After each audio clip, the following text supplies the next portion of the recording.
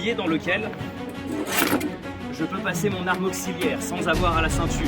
Une fois que j'ai frappé mon adversaire et tiré contre mon bouclier, je peux attraper mon poignard ou mon épée pour passer par en dessous, par au-dessus ou tailler. Le mouvement à vitesse réelle me prendra à peine 3 secondes. Frapper, dégainer, refrapper.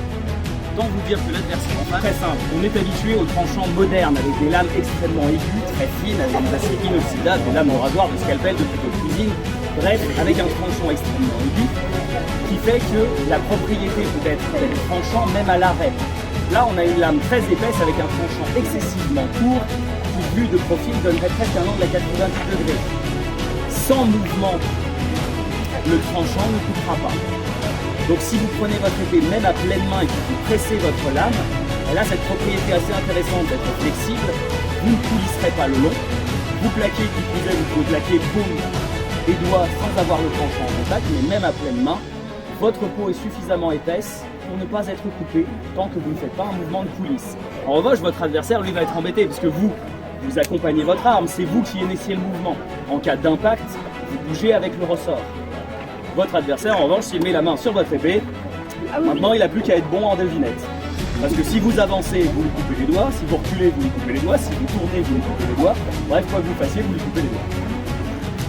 Voilà pourquoi vous pouvez prendre votre arme et pas votre adversaire. Alors, généralement, vous avez aussi une pointe qui est bien pointue au bout, c'est donc aussi également une arme potentiellement d'estoc. Bien pour la période 12e, 13e siècle, on commence à exploiter les stocks. On crée comme un fer de lance. La particularité de l'épée, c'est que c'est une arme de professionnel parce qu'en réalité, tout ce qui est en acier sur cette arme sert au combat. Tout ce qui est en acier, c'est-à-dire plus de 80% de l'arme.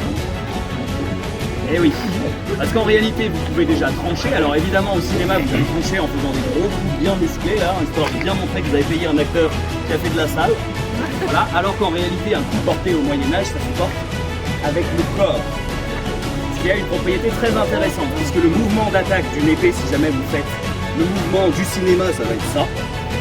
Vous allez battre des bras, tandis qu'au Moyen-Âge, vous pouvez faire une avancée sur l'ennemi et simplement tourner votre corps et venir glisser le tranchant sur votre adversaire. Le parcours de la lame et l'impact que vous allez donner avec le pivot de votre corps, c'est ça qui fait la puissance du coup. Moralité, vous allez transformer la partie dangereuse de l'arme qui ne pèse que haut de bas mot 50, 100 grammes d'acier, va déployer une force à l'impact qui peut monter à plus de 10 kg force, entre 10 kg et 15 kg force d'impact. C'est comme si vous preniez un haltère et que vous le faisiez tomber sur vous, sauf qu'en plus de ça, l'haltère, il est tranchant comme un couteau de cuisine. Ça protège quand même très largement, hein. Parce que cette extension, ça n'a rien d'esthétique, c'est un outil matériel, ça s'appelle un quillon. Et le quillon, c'est littéralement un burin ou un piolet de combat. Si vous venez frapper un casque adverse avec cette partie-là, vous concentrez l'intégralité de la partie la plus lourde de votre arme dans 1 cm² d'acier bien tassé. Donc autant vous dire que le casque en face, il va faire quick.